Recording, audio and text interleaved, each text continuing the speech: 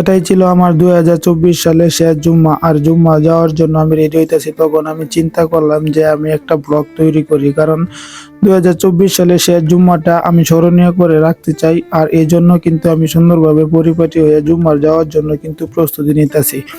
প্রস্তুতিগুলো আস্তে ধীরে নিতেছি, কারণ জুম্মার সময় ছিল তখন অনেকটাই বেশি।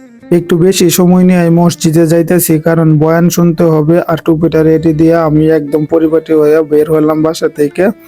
এই যে দেখেন, আমি বাসা থেকে এখন কিন্তু বের হয়েছি। আর বের হওয়ার সাথে সাথেই কিন্তু আমি আবার শুরু করছি ভিডিওটা, সামনের দিকে আগাইতেছি আর যাইতেছি। আর আমি ব্লগটা সুন্দরভাবে করতেছি, কারণ শেষ জুম্মা বইলা কথা, 2024 সালে শেষ জুম্মা। আমি যদি এভাবে সুন্দরভাবে ব্লগটা তৈরি না করি তাহলে কিন্তু কিরকম দেখা যায়। আর এই যে দেখতেছেন রাস্তাটা, এই রাস্তা দিয়ে কিন্তু আমার মসজিদের দিকে যাইতে হবে। এই জন্য কিন্তু আমি রাস্তার ভিডিওটাও করে নিলাম, কারণ আমি যেহেতু সামনের দিকে যাইতেছি, আমি কোন রাস্তায় যাইতেছি সেই রাস্তাটা কিন্তু দেখতে হবে।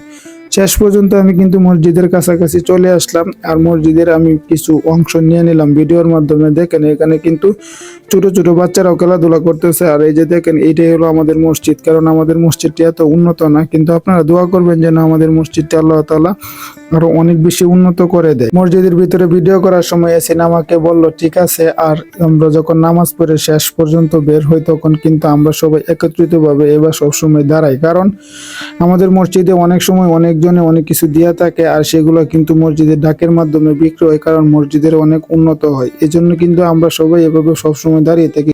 কিন্তু 2024 সালের শেষ জুম্মায় আমাদের মসজিদে কেউ কিছু দেয় নাই। তারপরও আমরা আল্লাহর কাছে শুকরিয়া জানাই, কারণ সব সময় দিতে হবে এমন কিছু না। যখন মানুষের ইচ্ছা হয় তখন কিন্তু আল্লাহর ঘর মসজিদে দান করে। আর দেখেন মাঠের দৃশ্যটা কিন্তু খুবই সুন্দর ছিল। ভিডিওটা কেমন হয়েছে জানাবেন।